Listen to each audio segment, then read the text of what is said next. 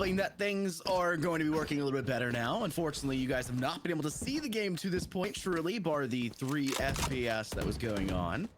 But at least you could hear us, and that's something I hope and pray that me and Dallas are good enough to cast to the blind, because that's essentially what was going on, but I don't think that is the case. We wanted to make sure the video was up and working for everybody here. 5 players each in this round, and it is 5-0, sticking to the 5 scoreline. We've been talking about Kentucky Blue are keeping up a very big lead, but UTK White now on their attack have proper weapons, and their credit economy is at least a little bit more stable here. Yeah, it most simply is. I mean, things are starting to iron out a little bit for them, so they can just kind of keep this momentum rolling. But the only issue is that they have an insurmountable, just kind of mountain to deal with in front of them. This is going to be the likes of Kentucky Blue and their economy. You just kind of treat it a little bit of a comparison here. Obviously, it's not going to be the best thing in the world, but even then, maybe the injury into sight could go ahead and get them a little bit of leeway to get something going here. But they're not going to go for that A side. They want to have an idea of what's going on there, but they're going to be taking their talents elsewhere. As they want to go for a completely roundabout and take their way all the way over to C. And that's going to be where KJ set up. Every single piece of utility will just go off kind of instantaneously. Your initiator is missing there in the vacuum, but it doesn't even matter because, well, Sentinel's already picked off your duel. Point out, looks like broadcast is doing a little bit better, so hopefully everyone is seeing all the action that's dropping, because it's starting to unleash and unfurl quickly now towards the C site, with Spike having gone down. What an interesting location for the plant. This will make it very difficult to get a spray from down C long, as easy as it would be necessarily in default. Put some players up in front of the competition. IBM will be attacked by a shock dart, but takes control over towards Cubby, forcing the player of economy in a very rough spot, and even forcing their hand to death. A 1v4 now. Hannah needs to deny this, but can't get the job done, and Kentucky Blue will ride the wave even farther ahead. It's too bad this isn't Breeze. It is 6-0 against UTK White, who have not found a single answer, and the eco is back in shambles here, Dallas. Well, it depends on who you're really talking about. It seems to be kind of all over the place for these players at UTK White. Can't really kind of get things ironed out between the lot of them.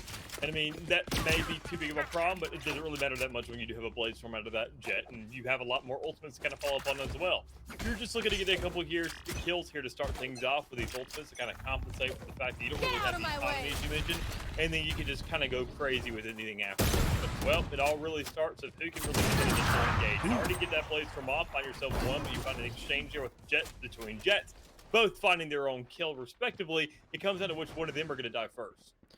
Vonix will need to be very safe holding on to this corner. Thankfully, though, Tailwind no longer available for Copiumatic. That means that speed that would force that quick flick away in a very dangerous gunfight is not available. Ponix will have to just go for that one-on-one confrontation. They missed the first engagement. The second one re-swung wide by Copiumatic.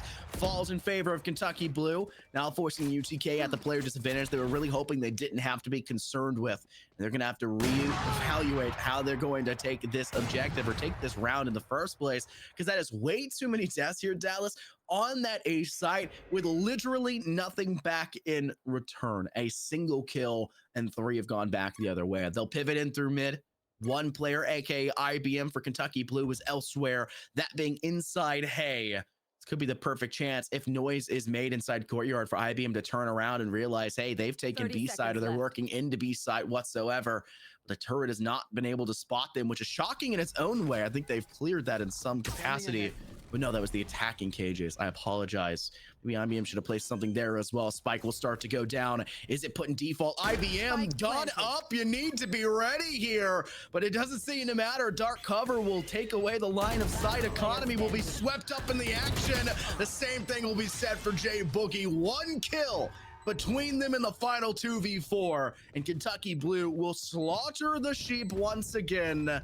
Too bad they couldn't corral him early on that A side. It required a little bit of, meandering to B side instead. Yeah, and even then, I mean, more so you kind of had to go and consider the fact that they weren't even going to push in all the way on the day side anyway. So look for the wraparound B. I mean, you already had a perfect execution and pins ready by every single angle. C connect, A connect, back towards B. Doesn't matter. You had a player allocated there in the meantime. So what's going to go happen here for UTK? I'm not really quite sure what they can do to get themselves on the board, just besides kind of warming up a little bit. You do have these ultimates, though, in this round to kind of go ahead and create an opportunity. That's what the utility comes down to. It isn't going to be free kills unless you're talking about the Tour de Force and maybe the Showstopper, which is still feels like a 50-50 now and again. But, I mean, creates these opportunities and makes the game a lot easier so long as you actually swing off of it. So already with this recon dart, giving yourself some information, knowing that, okay, the operator isn't waiting for us for once here. Maybe we could actually get ourselves onto the safe side and find some relative success. Especially with the rolling thunder, you'll at least find that space. Doug Tasmanian Tiger looking to gather as much information as they can to ward off UTK White, but unfortunately Doug will re-swing while blinded, and Copiamatic will spot their feet before the dark cover lands on the ground. Can close out the kill off the back of it. Bury 1 for 1. Hannah off the board, but Vicious gets that refrag right back. Kentucky Blue still need to find their way back into this round. Firefight from up in heaven. Twisted KP took them a second to manage to get it, but they at least hold on for the time being. A wide swing needs to come from Jay Boogie as they're aware of players over towards Link, but it seems like UTKY to put their foot in the right space forward and may be able to submit themselves a first round win. Twisted KP, 1 kill up in heaven once again. Player in hell swung wide, and Copiamatic and Jay Boogie are good for it. A 7-1 scoreline, and UTK White will end the drought of rounds, falling so heavily in Kentucky's favor and cement themselves finally on the board. Yeah, the start of something good is at least what we're hoping here for UTK White, at least for the sake of keeping things relatively close. You're hoping for a couple more rounds off the back of this, kind of continuing a train and knowing that even then, the one key to success, I'd say, is going to the site where the operator isn't. Not losing that first blood for absolutely nothing is what we've seen Ponix kind of shut down again and again and again. That operator hasn't really been a huge nuisance in terms of actually just kind of holding down that site and playing for the retake, but when it comes down to actually holding it down initially, you found a lot of good success, and Ponix has been able to hold down that role almost to a T. So consider that now we're seeing another investment. Ultimate Hunter's Fury off the back of just whatever. It's gonna be thrown out there. It's not really gonna find too much of an effect, but that doesn't mean the operator won't, because once again, just kind of doing its thing. Big bloods for either side. KJ off for UTK White, but the Sova, the information, the post plant for Kentucky Blue, taken down just the same. Doug, who's had an amazing performance so far here in this series, is also removed swiftly by UTK White, and this post plant is looking very difficult for Kentucky Blue. 2 players coming in from the ceiling side, no one coming from a tertiary angle towards A. Instead, it'll be IBM prowling up through courtyard. I think they're gonna step through garage. They need to realize the team is already stepping in from Link. They need an extra angle to work from. They've got to step a couple further steps backwards. Shrouded step from Bury over to Gong, takes down Vicious. Bury finding a second frag to Copium. Just Jay Boogie. What a retake from Kentucky Blue. The shrouded step through 2 dark covers, opposing side of Gong, knowing the player was there and using that to pivot into Link on A. Gorgeous deconstruction of the UTK White post plants, and Kentucky Blue rise to 8. Yeah, just great pressure from every single angle there. Just go ahead and keep your opponents guessing, kind of let them know where your next move is coming from, just to go ahead and kind of create an opportunity for another player. I mean, you're seeing these executions, these kind of collapse from the side of Kentucky Blue, showing what they're really made of. I mean, their record doesn't really speak too much to the actual graces that they're putting on the field right now, which is kind of good to say, considering that if they do kind of win this, they're going to be moving on in the bracket, and this shows that they have themselves a better chance, and they're kind of starting to finally reach their form a little bit. But this could just be the map behaving, and even more so, UTK White, they might not be an attacking side, so we'll see.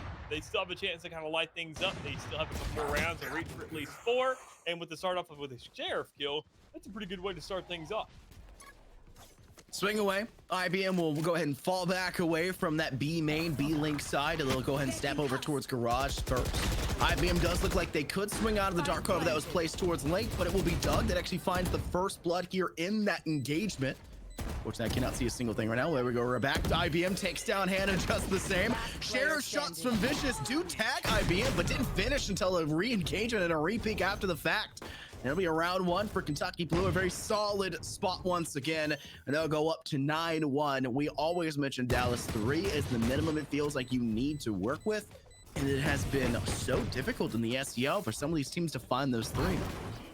Yeah, and I mean, if there's a place that sort of has to be right here, it's quite frankly required of you. And knowing you have 4 ultimates on the field, this could be where you do it. You could allocate a couple of those out, kind of fair and square, but knowing that even then the economy isn't really there to back up 2 of those, I'd say. You need 2 rounds worth of that. You have to hold on to the majority of these guns in this round, knowing that your money is not going to back up a buy in the next round.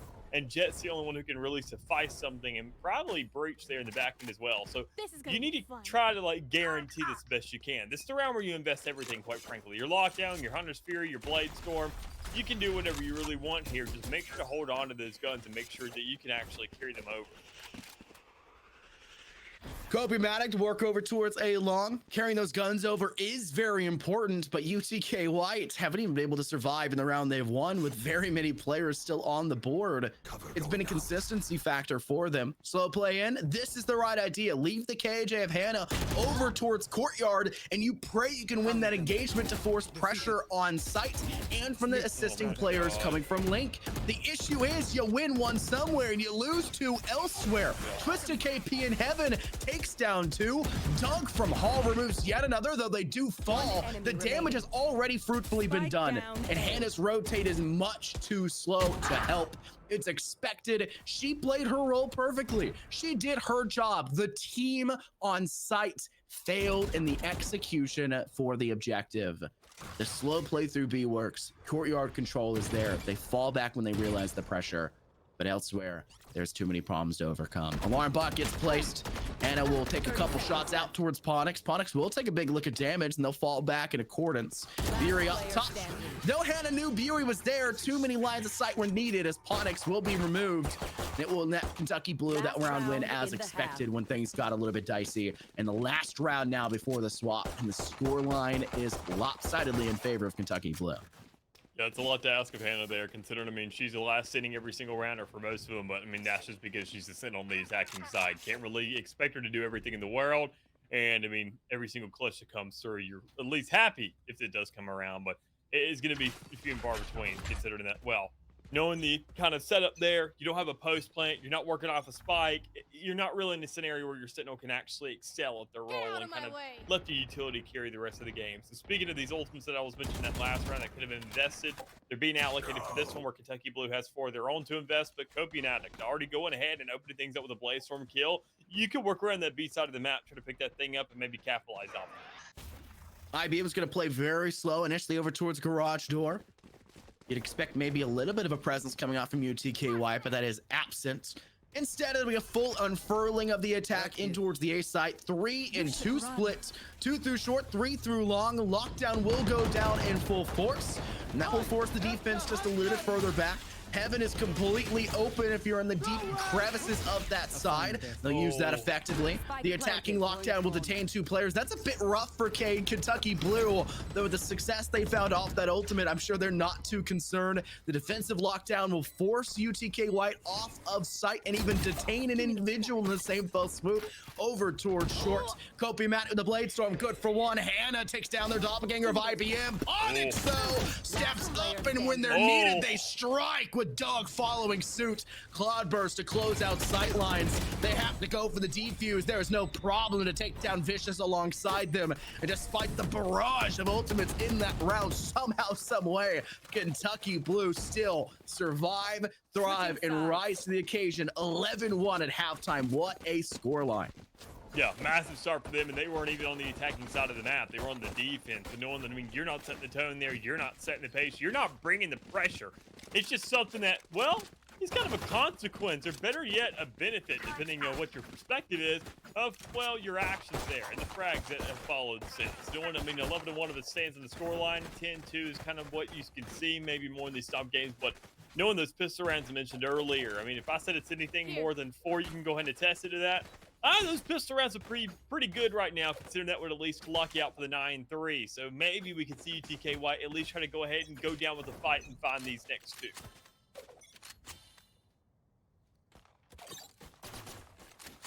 Dallas, defensively, I think UTK White at least be a little bit better prepped with having that breach, but the same thing will be said for the attack.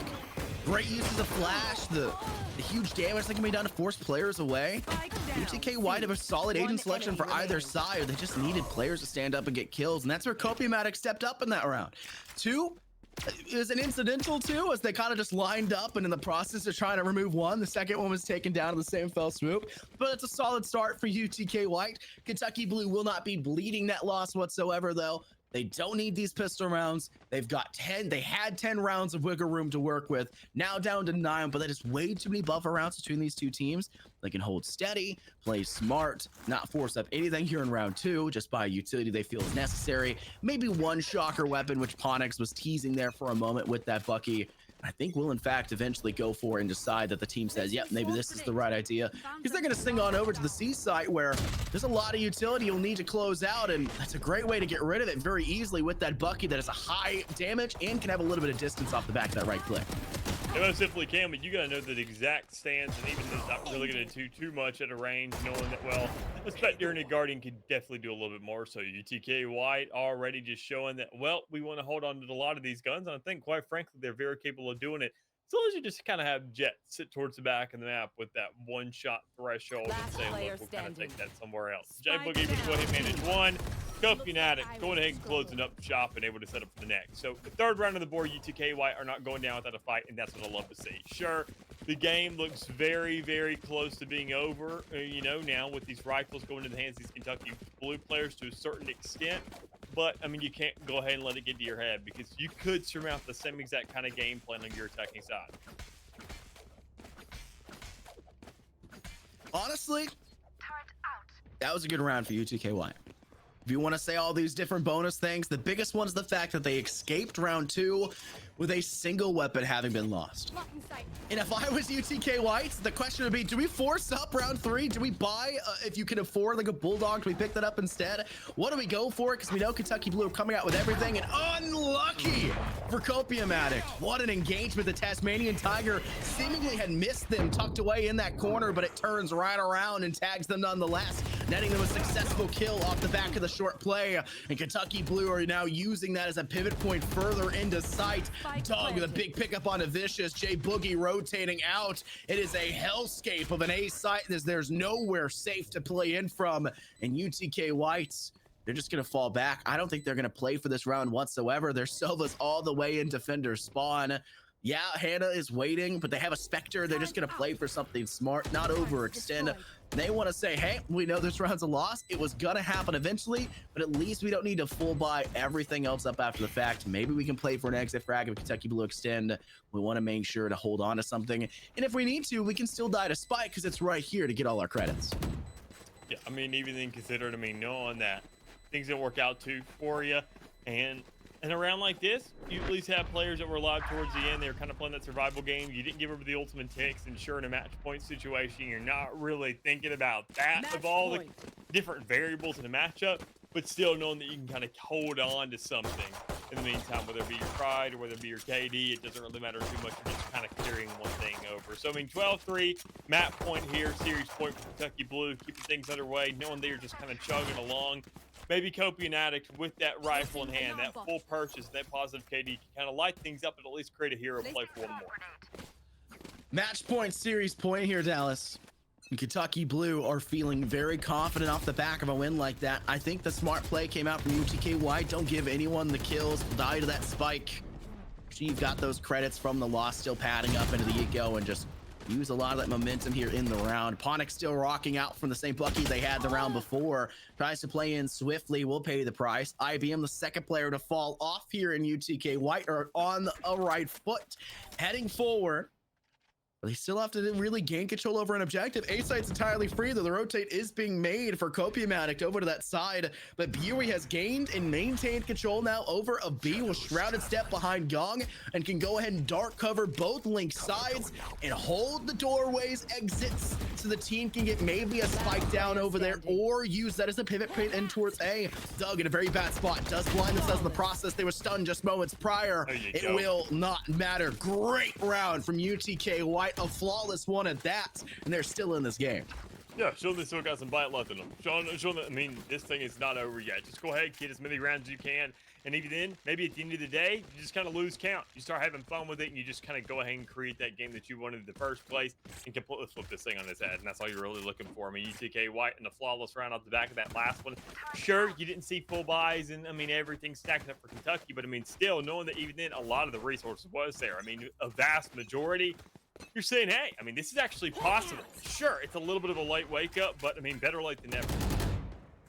Copiumatics, a deep hold over towards A long. This is a very aggressive stance to work from, and it will be punished accordingly. Just a KP at distance will lop the head clearly off their shoulders, and Ponix, who is still rocking this Bucky, tries to engage off of the Owl Drone audio cue, but unfortunately, Vicious was holding correctly. A very good play for UTKY to hold on to that player count, but the damage still has to come forward for Kentucky Blue, and they have 3 more players willing to do so. Shock Dart set towards Cubby. A second one bouncing to the bottom of short. Buey was trying to work in from long, will go down. You're now just at 2 players remaining, and Doug doesn't even have anything to work with. Too much damage done. A fallback through short. Jay Doogie knows exactly where you are, and another fabulous defensive execution on site. Where was the UTK on the attack? Who knows, but defensively, they are definitely showing what they're made of. I mean, they're hitting their shots, quite frankly, but even then, better yet, I mean, it doesn't even take Copianatic to kind of show off and go crazy here. This player's only surmounted 2 kills in the last 2 rounds. I mean, and that really goes to show something with the rest of the team. Everybody just kind of catching up and saying, well, I feel better holding the angle than actually swinging on one. And, well, you got a whole half to just do exactly that. Keep playing these rounds just like that, and you find yourself a much better scoreline than what we were really kind of looking at earlier. Problem is you can't overextend, because Copianatic, that top player that we were mentioning, didn't really find too much of an impact in the last couple rounds. Isn't going to find one in this one. IBM, first to fall for the side here of Kentucky Blue.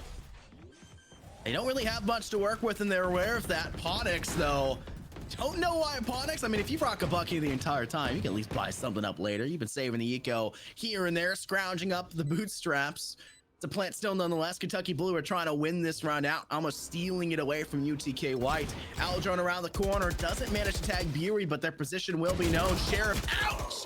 And out goes Boogie as well. A refrag from Economy, but the hold from Ponix and KP. Strike true, and it's a 1v3 in full effect. Can the Breach get the job done? Vicious will have to strike first. They get down Ponix. 97 HP for Twisted KP on the flank, but they only needed 1 and a single shot through the wall to secure. Beautiful series. It was lopsided at the beginning, but we saw beautiful glimpses of success. If the attack could be worked upon for UTK White, that was a very manageable game for them. Yeah, a couple areas of just clear transparency of what this team is capable of in the long term and things. Knowing that even then they have another entire season, they have an entire chance still going on. I mean, keep in mind, this is not the end for UTK. Yeah. They'll be going into the lower bracket. They could find themselves a little bit of awakening, and that can kind of carry themselves further down there. But as it stands right now, Kentucky just had themselves way too strong of a start. I mean, sitting at 11-1, you're already kind of going ahead and calling this thing quits, quite frankly. I mean, nobody's really kind of sleeping on that fact just yet. But every single round afterwards, you're saying, well, let's call it a good practice. Let's figure out what we can do here. Let's kind of keep things as equal as possible. Let's make sure to find ourselves some rounds. And they did exactly that in a fabulous manner, as you mentioned, meaning flawless, only losing 1 player. You're expecting to at least follow a trend there for a while to say maybe kind of count down the player numbers at the latter end of each round and say maybe you can get yourself 5, maybe 3 more off the back of that. But that's just not the case. Hagen just proved to be a little bit too difficult on that attacking side for me. That's something that obviously they're going to have to kind of go back to the drawing board on. We can go ahead and show you guys the updated LCQ bracket. As you can see here, with that loss, you fall down a little bit slower. You got to really work on that. But like we were mentioned, you really have to be worried about heading into that lower LCQ. Upper LCQ is the UKY Blue. They move on. They're going to face off against TTU Red, UAH Blue, and GT White. There's a lot going on. There's a lot of action still left here in the SEL that we'll need to keep an eye on. But there will be a bit of a break between match 1 and match 2, as there will be some time restrictions that come in, as there are no substitutes, I think, available for UAH, and so they're going to be like 5 minutes late to it, but not a big deal. Both teams are aware of that one, but that does mean, since this one ended a little bit early, there'll be a bit longer of a break between game 1 and game 2. Be ready for about a 10 to 15 minute extension for that break, but don't go anywhere. Stream problems are fixed. You can see and hear everything. We've got another great game for 100% of it to be visible right here on the SEL.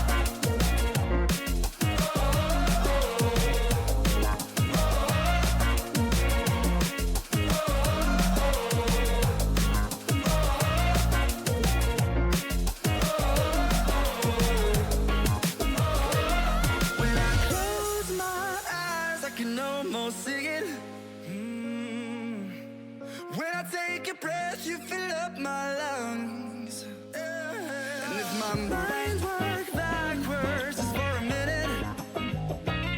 I hold on to you before the memory's gone. I remember you. You lift my spirit. With you high is all I'm feeling. Remember how we felt alive. I remember you. You make me stronger. Can't go without it much longer. Remember, remember. I remember you. You lift my spirit. With you high is all I'm feeling. Remember how we felt alive. I remember you. You make me stronger. Can't go without it much longer. Remember, remember.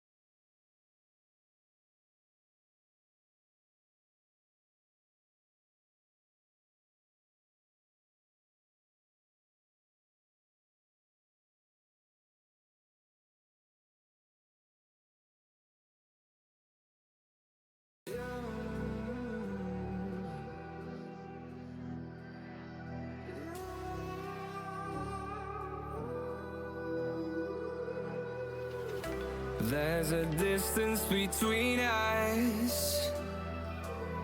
It's getting hard to reach out. Haven't seen you in seasons, but all I hear is your voice. I know my limits. You can break me down, but I'll stay till the finish line. And I've been counting minutes for quite some time now, just to see you again. And I've been counting days to get away, to see you again, see you again. Been fighting ways to get away, to see you again, see you again.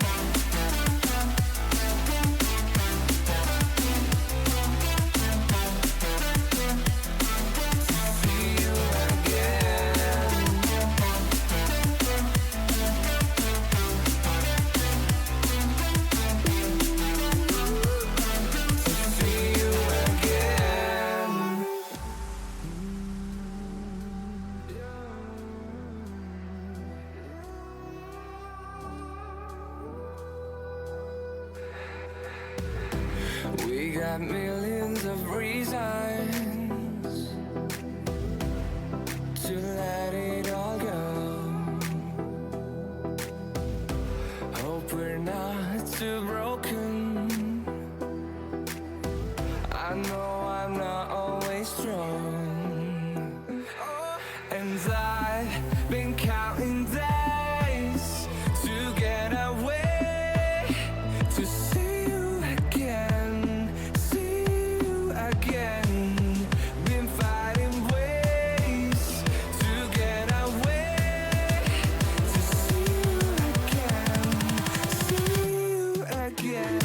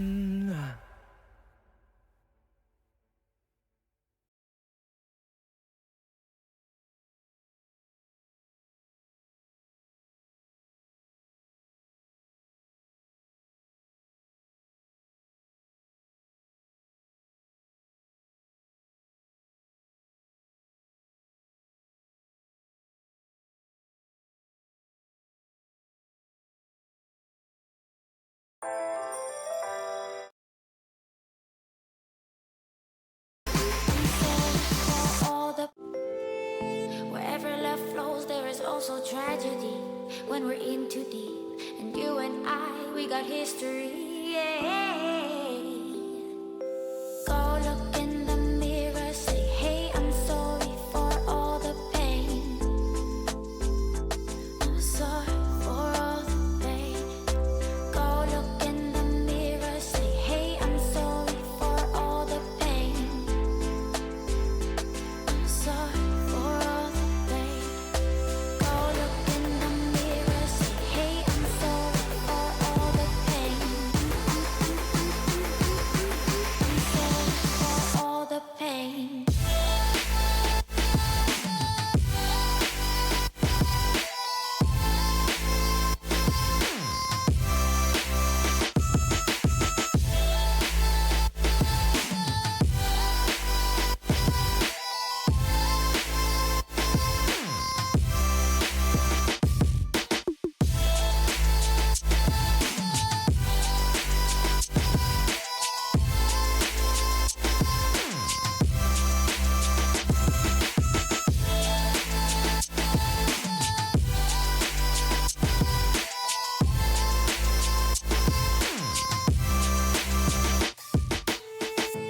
My love, it grows with the memories like a symphony.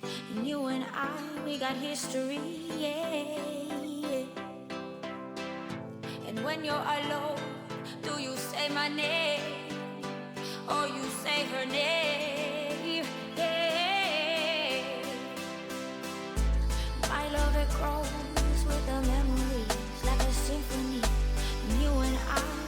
history.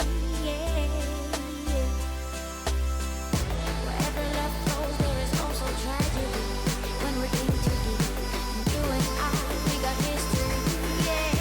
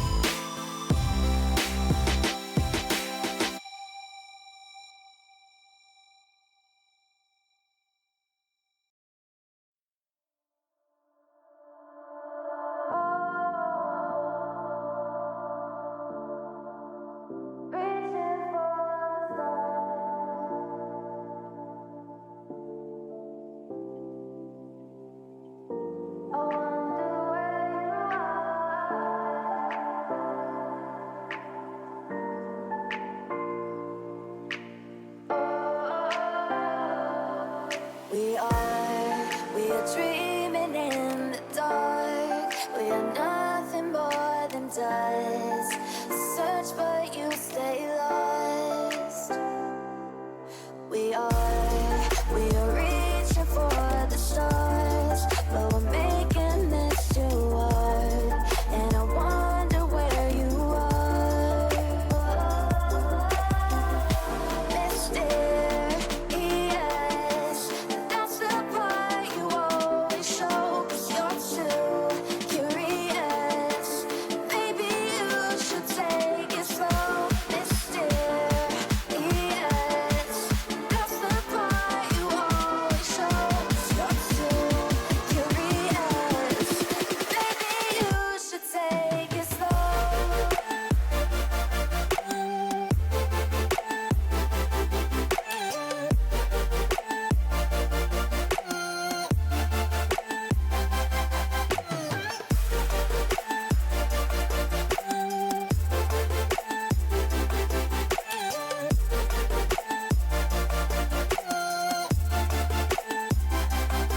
We're dreaming in the dark. We are nothing more than dust. You search but you stay lost.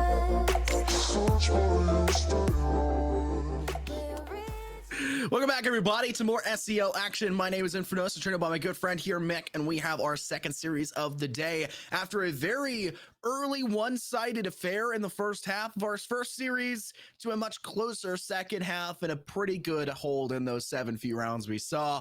We're hoping that that second half performance will look a lot more like this whole game performance here for our second series. And we've got a pretty good one to come up for you guys. It is UAH Blue facing off against Georgia Tech. And these two teams are sitting 3-2 if you're UAH Blue and 3-3 if you're Georgia Tech. Yeah, I mean, obviously a lot more equilibrium here, a lot more kind of accolades under the belt when it comes around to the regular season, knowing that they kind of gotten themselves a lot more accustomed to the games going on. They can kind of hold their own. They're a little bit there in the middle of the pack, but I mean, better yet, knowing that not only are they just kind of knowing they're in the middle of the pack, as I mentioned, knowing their kind of record of what they're dealing with. This is really good situation for both of them. This is make it or break it territory, considering that this is whoever wins this gets to go to playoffs essentially for free. I mean, this is a selection slot right here, right now that's at stake. And both these squads are saying, honestly, we could have had it a lot worse. And this is what we're getting. We'll take it. Yeah, this is probably the best matchup you're asking for at this point. Another team that's in the same little market as you, in the same bracket as you. You know that you're going to be at the same level. Both these teams had very tough battles against Florida, both their blue and their orange teams, having both teams losing out to them. The only big difference was the fact that these two teams have faced off before. And for Georgia Tech, they lost to UAH Blue. So having this turn back into a rematch is something that they're going to be looking forward for a bit of revenge. And hopefully going to VOD review one went wrong. What happened? Was it on broadcast? I don't even remember. I only remember UAH versus UAH, and we know how that game went down on Bind. And speaking of Bind, we're back there once again, and our agent selection is not that shocking if you're on the side of UAH Blue, because they're still picking up that chamber like we had saw before with Chillers. You have the Brimstone, the Viper, the Rays, and the Sky. And shockingly enough, for the opposing side, it is not a perfect mirror matchup. They're bringing out a Yoru on top of it, which typically is a weird decision. But on Bind, this is actually a very exceptional map for Yoru to pop off. No, this is the map where Yoru kind of saw his debut in terms of professional scenes and anywhere else, really. I mean, this is where we saw the conception of it, where obviously the one man who is notorious across all of North America, Tens, everybody go ahead and get your screams out of the way, that he's played this thing. I mean, there's an entire mirror matchup between him and Austin here, which obviously is going to be analyzed for decades to come, just knowing that it will probably never happen again. And even then Forsaken in the international stage, just where he kind of went ahead and debuted that the Paper Rex roster, who obviously are just insane in their own right. Knowing that, I mean, you can make things viable. You can utilize that aggression, that kind of trickery of Yoru, and kind of go absolutely insane with it. But it really comes down to the player, whether they've actually been accustomed to the kit of Yoru, and whether you're kind of in the upper echelons I mentioned earlier to kind of deviate from the norm and look for these kind of potential plays with these different compositions. I think honestly Georgia Tech is one of those teams who's capable of doing it, knowing that, well, these guys have competed in every single collegiate conference you could probably name, and they've had a positive standing in every single one of them. So I'm excited to see what they're capable of here today with this composition on hand. Keep in mind, they do have 2 subs. I believe it's 2 subs. We know for a fact Zumba is a sub for their side. We have seen GT White before. We do know that they are an exceptional team. J Park specifically, we have seen. Ginger Vitus was a funny name. I think this was all last week as well, so maybe you weren't here for that here, Dallas. But it was a very solid series. The only issue that came down was it was on Bind still. And while they had a good showcase, they had a good series, it was a very awkward series because of all the tech problems we still faced at the very beginning for a large assortment of problems while Dallas was sleeping in his bed as comfy as he possibly could be, not having to experience those things. But speaking of experiences, Bind tends to be one that's very slow at the very beginning. And for pistol rounds, that doesn't always tend to be the case. But when it is, it's up to the attack to change that tempo as fast as they possibly can. They try to swing forward with Josiah Trapman. It doesn't work out necessarily until finally pressure comes out from Hookah. Atemiao steps into space, takes down a player, and now Sight is under control on B, but they still don't want it. They know for a fact the chamber has created opportunities elsewhere on A. They want to retake and hold there instead, and they'll leave Meow over on B. They thought they had something cooking, but unfortunately they're forced out of the kitchen. I mean, they've completely dusted the likes of UAH Blue here, just going to play it everywhere on the map. Don't really know where the next move's going to be coming from and everything, kind of forcing all these players back towards spawn. It's a really good stance here for GT White. Knowing they kind of already got the smoke down. They know they're playing towards spawn with the sky smoke there. You work off that double swing, and even then Chillus just in a bad spot with the help will not really be where you want. So, I mean, you can nail every single headshot in the world past this point, and it'd look outstanding, but considering that you're backing up and instead of pressing W to kind of push towards that spike, this just isn't going to happen. Flash comes out, nice trying to come through there from Gingivitis, but it's not going to happen. Instead, though, regardless, a round number 1 will be on the board for GT White to get things going here. A nice aggressive start, and honestly, quite frankly, all over the place simultaneously, which just really mixes things up for them. GT White, exceptional performance down B long. They did have a bit of a scrappy engagement, only going 1 for 1 there, but the play from Hookah was well timed, something they weren't exceptional at last week, and I remember highlighting that. There was a little weird about their timing stepping out from Hookah. They've cinched that timing in. It was very well done. They take space. They realize what's gone on because they've left their chamber on the A side of Gingivitis, and that is exactly how you want to play Bind. There's a reason why these TPs are so darn good on this map. Take advantage of that, especially with the change up where that TP on Showers has been placed closer to Showers. There's no reason not to take that TP on B long and get back over the A site instead. instead. They'll open up for this round though with a first blood going their way. Zumba takes down Chillers, the UAH chamber, and it now puts them in a very rough spot where they have to hold further back on site. The expectation is it still will be the A site that will be taken, so UAH will pivot all of their players, bar the Viper holding still on B long, over to A to hope and hold on that this A site will at least get them 1, maybe even 2 kills. But the guiding light is being held. Perfect timing here for Gray to be flashed, but they'll send out the baited Yoru first and foremost. The blind goes forward. Gray with a perfect flick away does come back for the kill, but an opening up for UAH Blue. They've kept this one close. 2 classic kills in that Marshall ring true. They'll rotate away from A because they've been tested a bit too far. This round should not have been close, and yet it still was here, Dallas. But considering how much was invested, yeah, I mean, I'm still surprised it's this close. And quite frankly, I'm even more concerned for the fact that GT White and how much of an investment they made into this round, they could still end up losing it. They had 2 rifles coming into this. They forced them out. You have 1 Vandal on the side of Georgia Tech. You have 1 Vandal that's been picked up and recovered from the side of UAH in the meantime. Obviously, being that one in the hands of Josiah, didn't really have the money to buy that. So just a little bit of spoiler there. But one thing I can't spoil is going to be the result of this round. It comes down to whether or not you actually see these lineups being made, and GTV does lose 1. But regardless, Zimbabwe is able to manage that shot with the Spectre, knows exactly where Viper's going to be coming from, is able to recover at least 1 there. So sure, it's an expensive endeavor, but honestly, I mean, it's not even just kind of being unlucky or just not hitting your shot. It was an impressive show by UAH Blue to kind of open up that round and make things expensive. Zumba opening up. This is the sub player that we had trouble getting into the Discord in the first place. It's the only reason I know that they're the sub player. Also the fact they don't have, you know, GT at the beginning of their name. They were opening things up. They are 5-0 for GT White, and they are now the only reason that they have found success in round 2. But the issue still lies. They spent too much in the last round, and they're still forcing up pretty substantially into round 3, where UAH Blue didn't have much to work with last round. They knew that's the expectation. They can buy up rifles here, and on the defense, they can play at range where they are going to be the de facto default team to find engagements at a comfortable distance. This is why I anticipate UAH Blue falling back away from Hookah, holding more towards elbow on B, back towards door, leading in towards Metal Hall, and just trying to peek longer angles like we see over towards the A site with the Rays peeking down in towards Showers. Yes, Octagon is a very dangerous threat for GT White.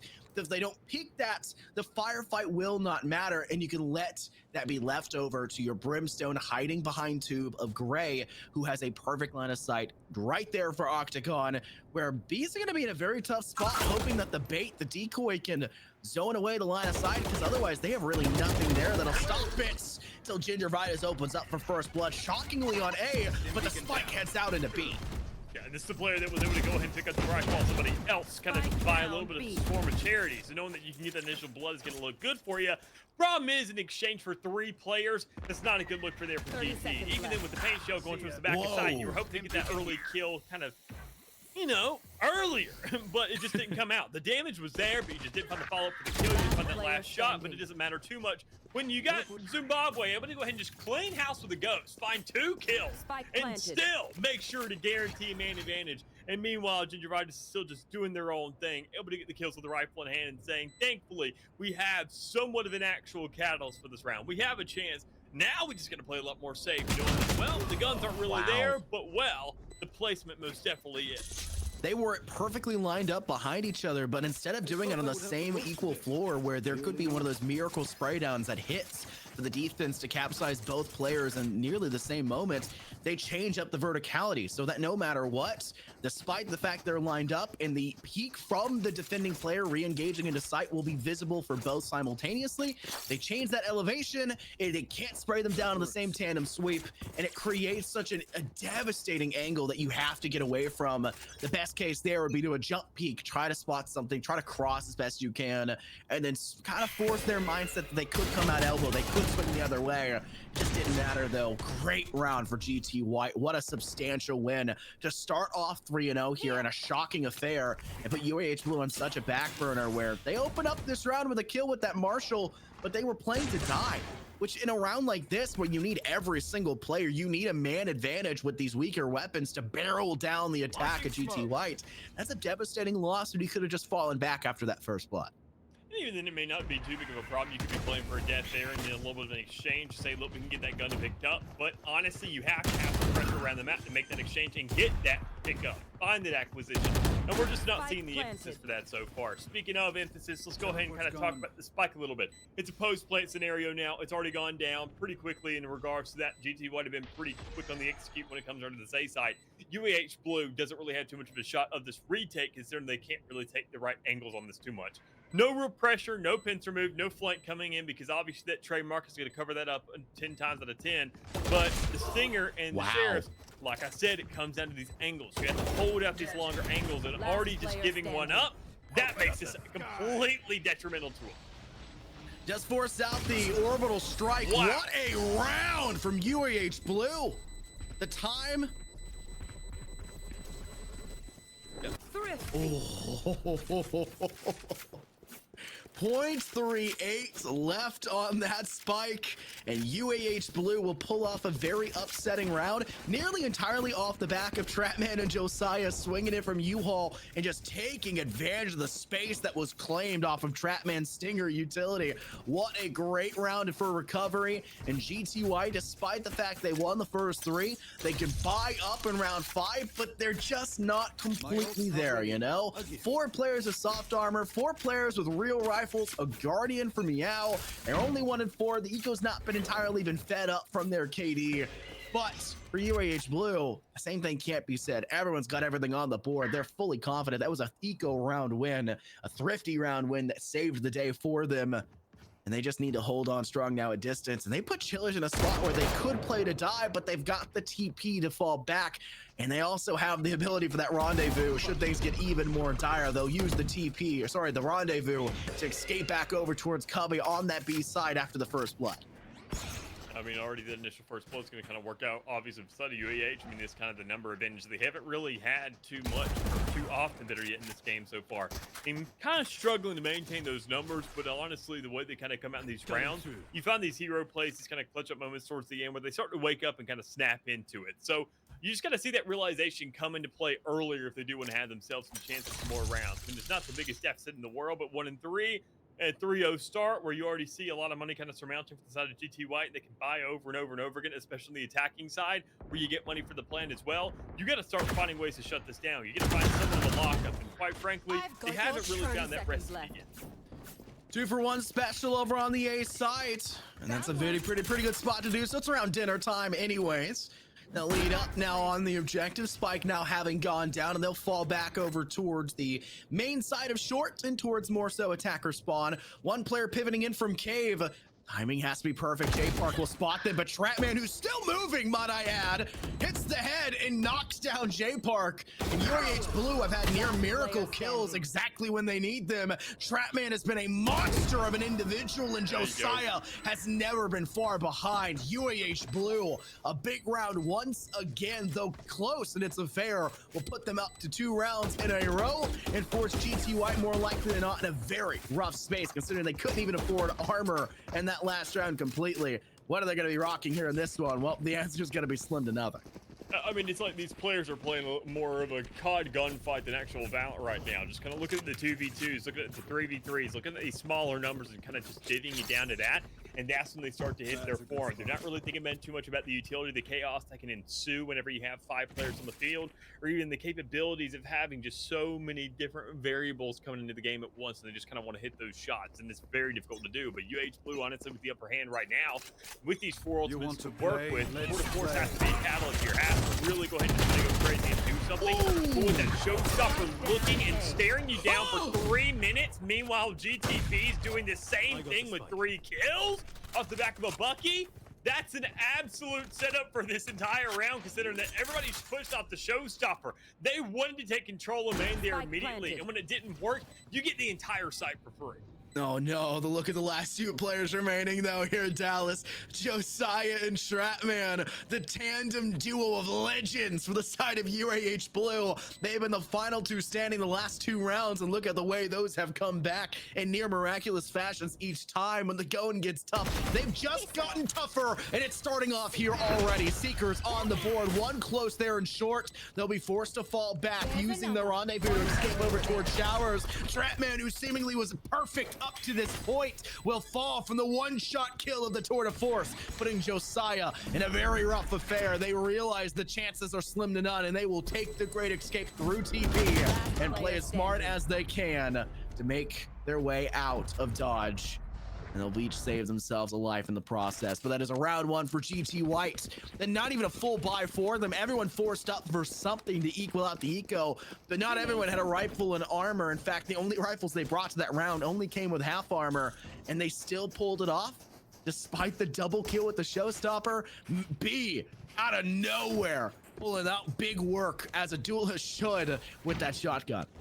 Well, thankfully, one duel's kind of here to play at least a little bit, and considering that Hemiao isn't really in this game, sitting at 1-6, that's your duelist that obviously on the attacking side, you're expecting to start excel, kind of putting that pressure down, being that raise, but that's just not happening already, kind of not being the setting the pace of the game that you're looking for, and that slow and steady pace can go ahead and choke you up to the likes of a chamber, as we already see going ahead and bring that first blood for both sides. Better yet, the Tour de Force obviously one that's kind of expected a little bit, but the Vandal one is a little bit more kind of upfront actually fought for us. You do see that pressure towards Showers kind of coming in off the back of it. So a little bit of an egg split coming out right now. One player towards Showers. Everybody else trying to look and come in and funnel through main. See if they can just kind of create the opportunity because, well, that Yoru is a walking UAV. Going to keep on pinging all day, trying to do whatever you can and kill off the back of it. Well, you can't complain. Typically, you're expecting to see GTY try to pivot away from that Tour de Force. That is their primary concern.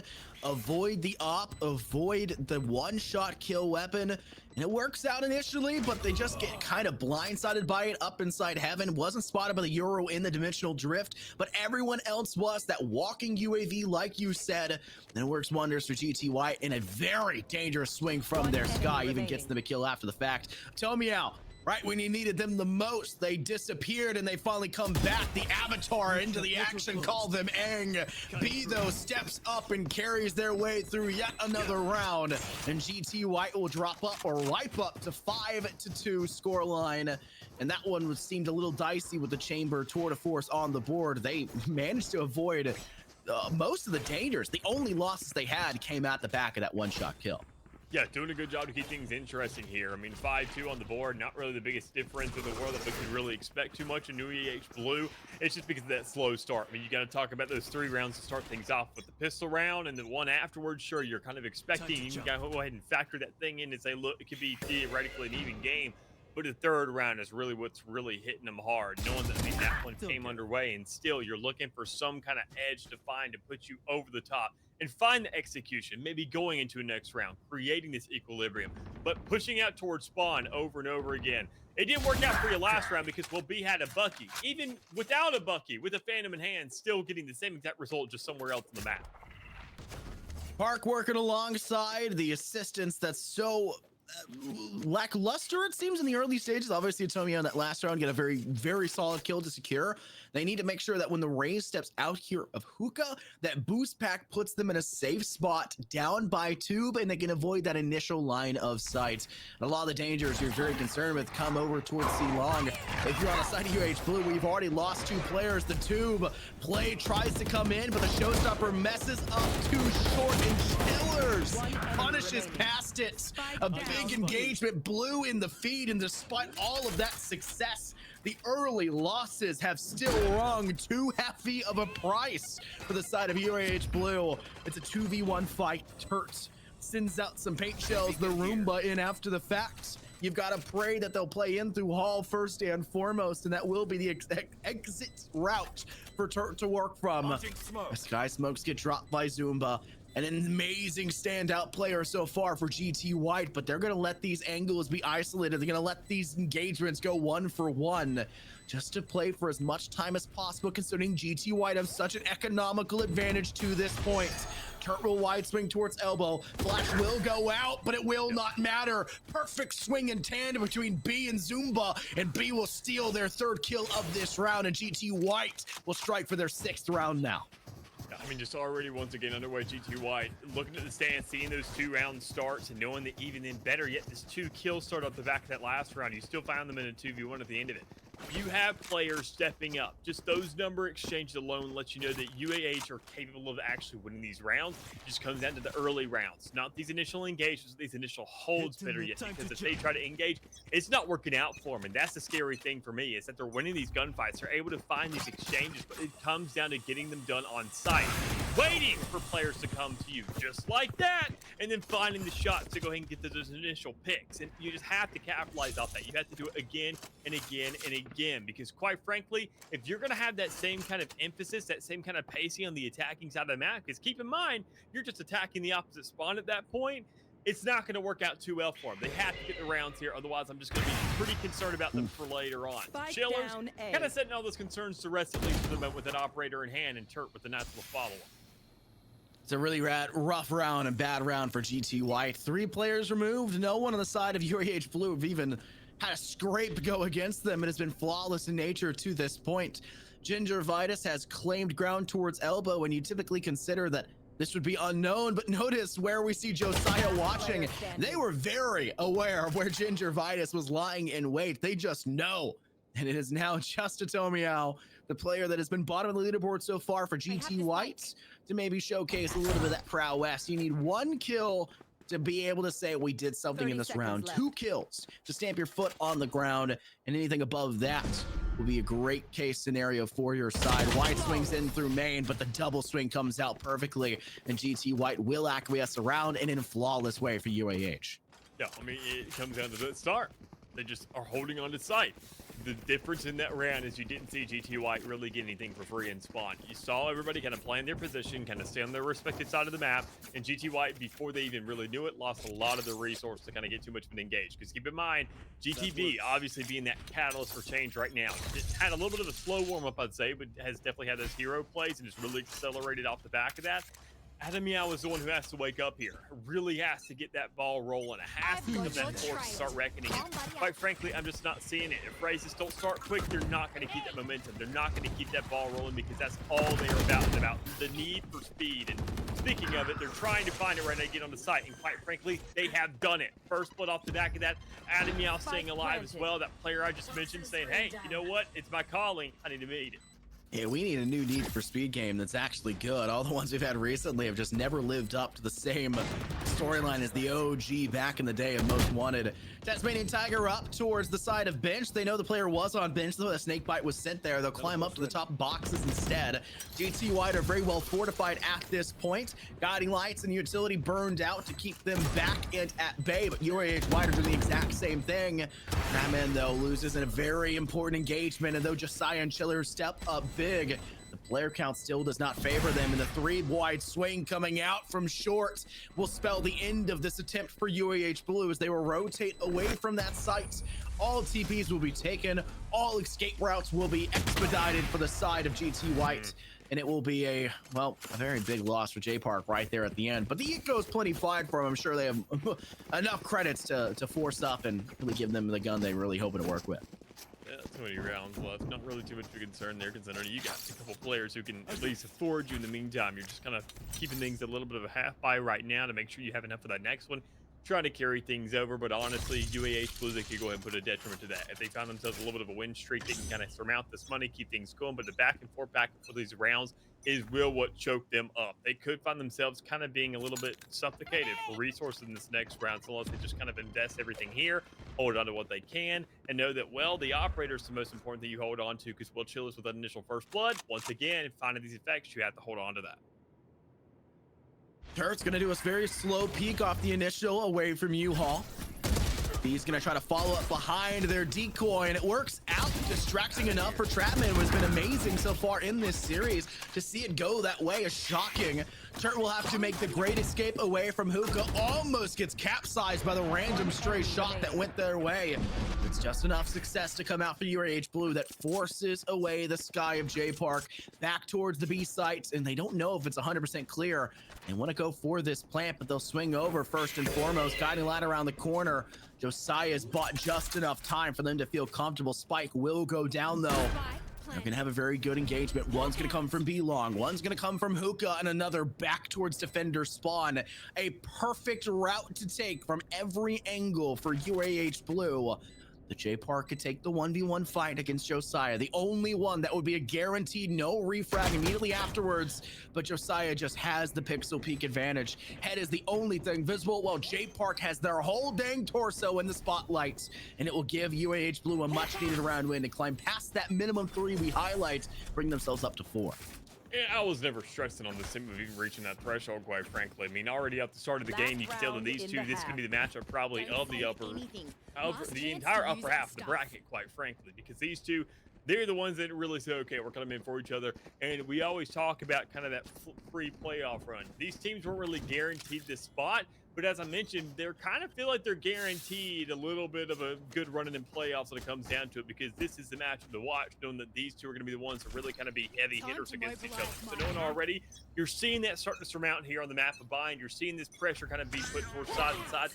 You're seeing this war of attrition go on pretty confidently on both ends, but even then, it comes down to switch up. Who finds his first bloods? We've seen Chillers win at that operator fight every single round, but it's not even him taking it this time.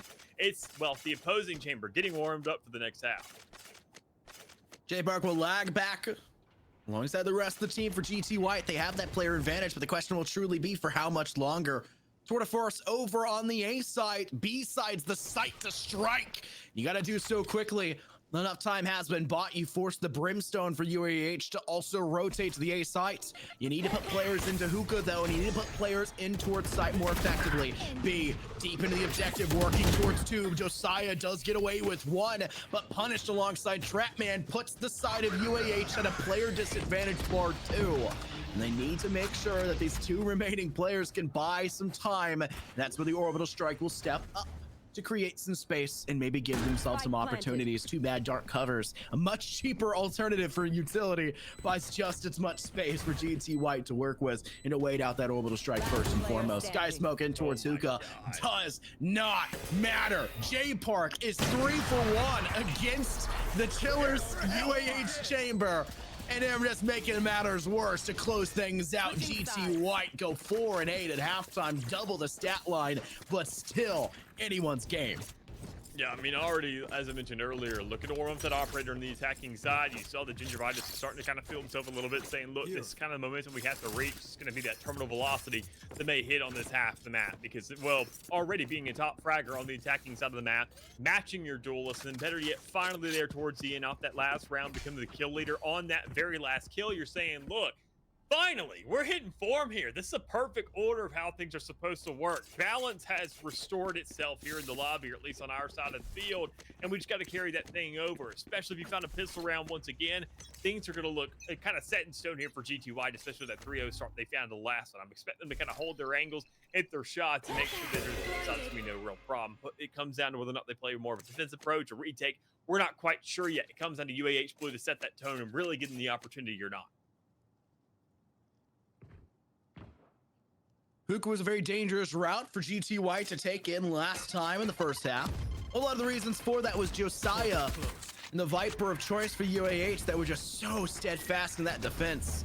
Now they need to reaggress into a site that they did not like previously. They'll leave their Viper towards A. Hold on very strong on the defense when it comes to the side of B. That slow play they try to work with the Viper all by their lonesome Trapman. The last man, it seems, and a flawless defensive round for GT White. Positioning, playing within utility, smart battles inside of Octagon, which is arguably one of the weakest areas teams have, and obviously showed that weakness for UAH in that last round. A very decisive round, and that was just the pistol. They now get to force up for their bonus. They now get to play even closer for comfort, unless you have a Marshall like Gingivitis and Tomiel, and you can really start to punish UAH Blue and reach double digits very quickly here.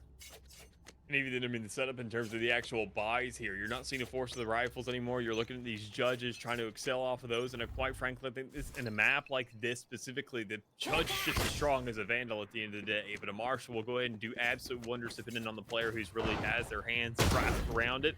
And will Gingivitis will be that star player to kind of go ahead and say, you know what, I actually kind of want this going to happen. At least good for one, but a second one going to be a little bit cut short of that. Zimbabwe is the one who's in real trouble, though. With that judge, that star gun I just kind of mentioned, Adam, you know, you have to collapse off that player and say, look, let's just go ahead and complete this around the like the view hall, make sure they can't get out. And, well, the TP right there, it's going to be pretty easy to do that. J Park rotating as fast as they can. It's not even necessary. B holding on to that site all by their lonesome. They can remove any opposition that comes their way. And GT White have looked amazing. Double digits, the choke point or check hold. I got none of that right. The choke hold or checkpoint. That's what we're going for. It sounds wrong that way. Checkpoint or choke hold. Always put checkpoint first, Scott. Unbelievable. They've reached double digits. They've reached that 10 tally, but this is the round you'd expect to be given over to UAH Blue. Proper rifles for every individual, only 2 players of soft armor, but everyone's going to have their utility. They're going to be very comfortable with what they're bringing to this board. But with how many kills GT White have been able to tally up in these last 2 rounds, ultimates are starting to get closer and closer in their favor, and J Park and B could be hunting for early bloods here to try to get that dimensional drift, the UAV as you oh so called it, just in that last half to gather as much information as they can and even get behind the opposition and force them pincered even on their own attack. Yeah, I mean, not really much you can do against that thing. I mean, obviously, just looking at it and keeping tabs on it, but its dimensional drift will immediately just kind of get out when you look at those TPs that are available there for your kind of any instance. So, sitting at that 10-round threshold, there's a lot of more slower respect here from both sides. Kind of understanding that, well, UH Blue say if we win this, we're kind of going to keep things rolling along. We have a chance to really set something up here. But if we lose this, it's already the final countdown. These are the final 3. Are we going to look to kind of excel off that? Well, quite frankly, no. Under those first 2 initial bloods is a clean start here for UAH Blue. And quite frankly, they got a lot more time to start to keep on cleaning up when they get themselves another. It's a really rough spot for GT White to be in, though an expectation of sorts. You don't really anticipate this round to go so ever in your favor. J Park hunts in with the judge, takes down Turks.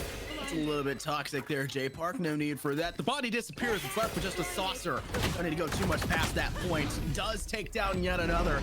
Trapman will secure their 3rd kill of this round, but a very costly round. That could have been a 4-player survival rating at the end, but a judge and a guiding light spell the end for 2 of your roster, and that makes that round very rough for UAH Blue despite the win, and GT White are going to be very happy with their performance to close that out, especially J Park individually. They'll be coming up with 4 rifles here in this round. They could have even bought full armor for everyone, but they don't even feel it's necessary. I'm honestly thinking they're trying to save up a little bit in case they want to go for an operator in the later stages. They just want to make sure they have those extra credits when the going gets tough. Yeah, and they're going to have those credits readily available to them. I mean, the money isn't going to really give you too much of a problem. Maybe then considering these 2 teams, I think, honestly, both having a chamber, both having plenty of experience under their belt and being absolute shooters that, I mean, thrifties are completely feasible on either side of the field. I mean, keep in mind that round GTB, 3 kills off the back of a Bucky. I mean, scenarios like that, you just don't see every day. So, I'm not really concerned about that too much. I'm more concerned about map control. That's what we're going to see more times than not. You can read this mini-map, watch that specifically this entire match, and you'll be just as impressed with what these 2 teams are kind of bringing to the table.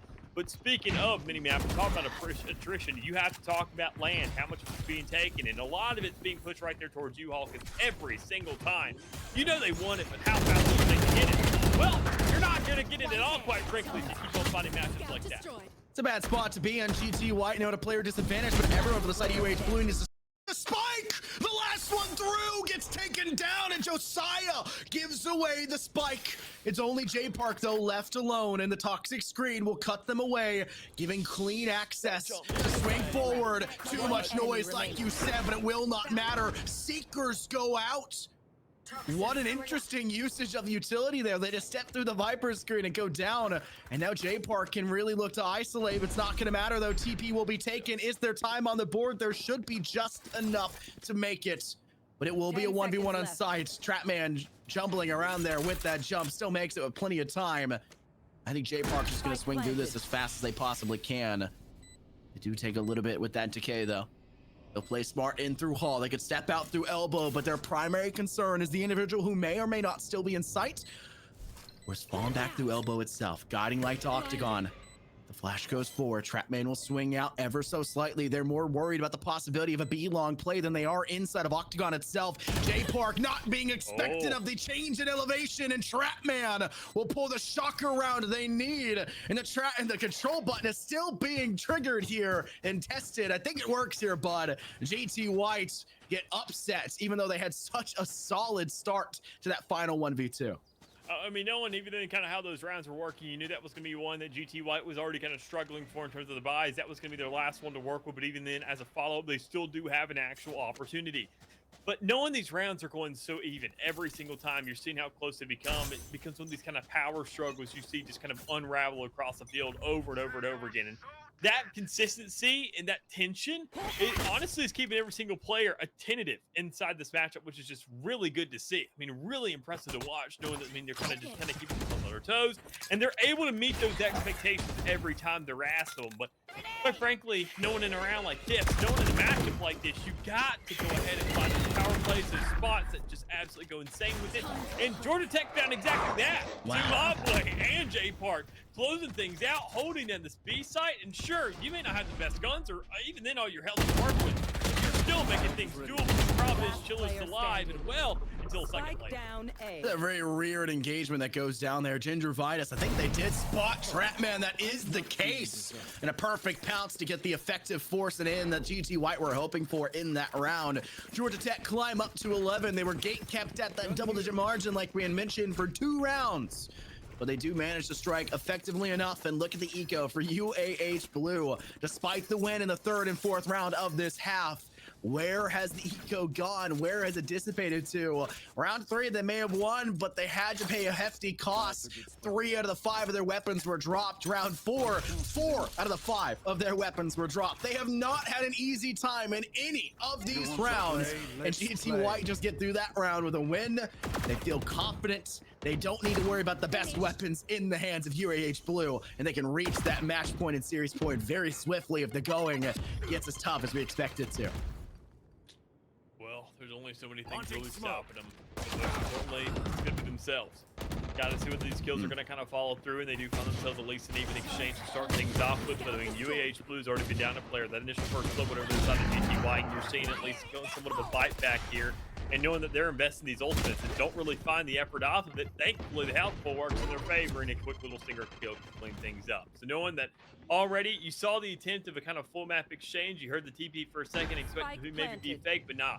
You're seeing these players just stick things down, play out this A site, and it really comes down to what's left. And the dimensional drift can be played, but when you barely have any health, you're not going to go for it. 7-11 here. We're going to keep on rocking things along as the Tour de Force going to carry things in this one. Tour de Force, UAH Blue, how do they get that round so damn well? Georgia Tech are gonna be really, really peeved off with the result of that round, with the expectations they had. That is a worst case scenario. It's not a good look. They're going to be heading into this next one with literally nothing to their name. They'll buy up a couple guns to try to even out the eco. If I'm J Park, I'd honestly be holding on to the credits that you have, purely to try to get your team up with an operator if Atomiao really wants to have something to work with in the final few moments. But they have the Tour de Force. They can charge up. I think that's where they're really going to primarily rely on here as an operator, as a one-shot kill. They're trying to meet them, though, at the beginning of short over towards that A site. 4 of the 5 of their players here are engaging against UAH Blue. They each lose a player apiece, but the man advantage still favors the side of UAH on this push, as all 4 remaining are here. And for GT White, they've left their chamber still over on B in case something cheeky goes down. And I have a hankering that that's not going to happen, as slowly but surely GT White are trickling out players. They're in a really rough spot. Showstopper, no way, gets charged for Tomiao. It goes out. It gets a refrag 1 for 1.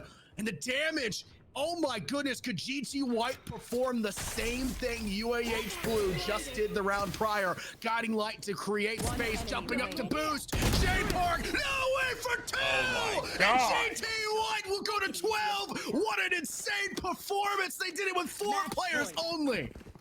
I mean, what I tell you, these are the teams that are capable of the thrifties. These will be the teams that make those moves and make those impacts when the times really start to call.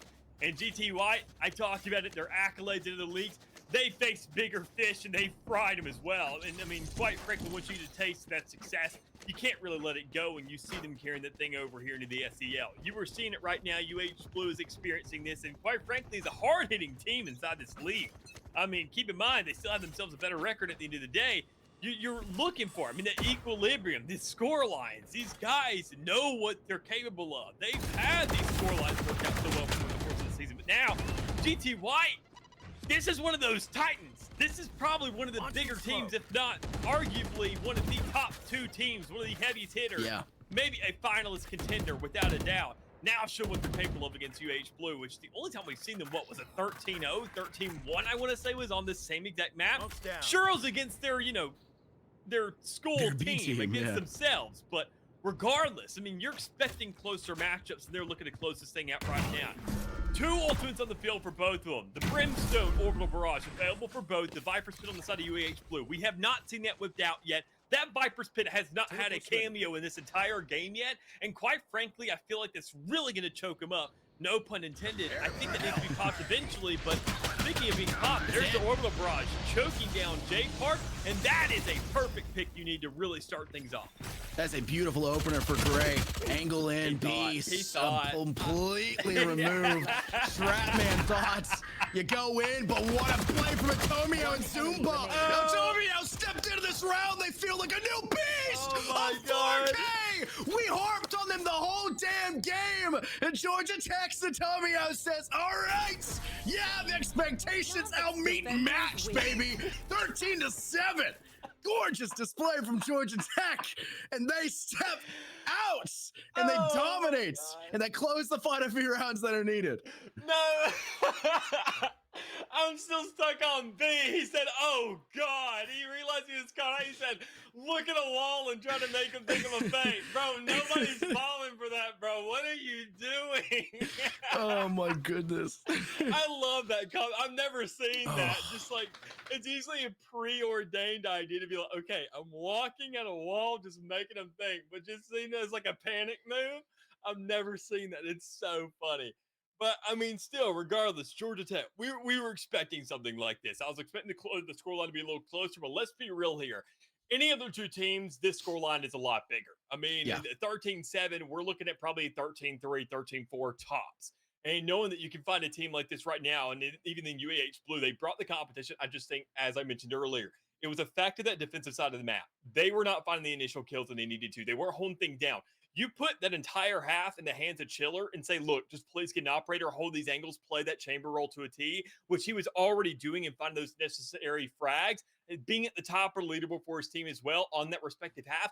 You have to trust that half of the map into that man's hands. Say, look, this role has been made for you. This map has been made, well, what seems like for Chamber here recently. Let him do that. Let him cook. And we just didn't really see too much of that. We saw them looking to over-aggress for a lot of these fights, bring the fight to Georgia Tech, and they were all the ones setting the precedent. They already found a 3-0 start. The momentum was already in their hands. They are a bigger rock than you to start off with, and you need to kind of work on tripping them up and kind of, clotheslining them on the side rather than actually just kind of cutting them off and bringing the fight to them, because that did not work out. On the attacking side, I was impressed with how they rebounded and showed that, well, they still can attack a site. They still can push onto something. It just wasn't as impressive in the same manner. And even then, it was a little bit too late. Yeah, too little too late. A lot of things that could have been changed. And let's keep in mind, as I highlighted at the beginning of the series when it got started underway, UAH has a lot of expectations for this roster. They're a very good team. Last time we had seen them was, facing off against their B team on Bind. That I think was a 13-2. I think was the final scoreline. They'd scraped 2 rounds away from their main team, but they had also beaten Georgia Tech before. They had beaten GA Tech. They knew what they were doing. They had the lineup there. They had beaten them once prior, and they stepped back onto a map they were obviously still very comfortable on because they had picked it last time around. They let it go onto that map last time around against their B team. So they had some expectation that they could do it, and that just didn't turn into the case. Whether this was a VOD review that they completely changed up the strategy for Georgia Tech, or if there was something completely new, it's hard to tell. But my goodness, they looked so darn good. They usurped UAH. They got the revenge they were looking for. And like you said, they're punching their playoff ticket hard and heavy. And they're looking to be that finals contending team. And they put their name on the board now, going 4-3 so far here in the season. And UAH will now have a breakneck even score at 3-3. They're going to have to hope for a lot more as they'll drop a little bit lower. But that is it we all have here for the broadcast today. Big news coming up for this weekend, though. The Delta region for Red Bull Campus Clutch. Make sure you're tuning up. And good timing there for Red Bull in the center of the screen. Make sure you're tuning into that broadcast. Me and Mick will be on it. I'll be local at the event, so we'll get a lot of good panning camera shots over to that. And if you're also in the region, feel free to drop by and talk to a lot of these players as well, because you can always learn a little bit more from what's going on in the local scene. But until then, Until that broadcast gets started, that's me and Mick signing up. We'll see you guys next week for SEL.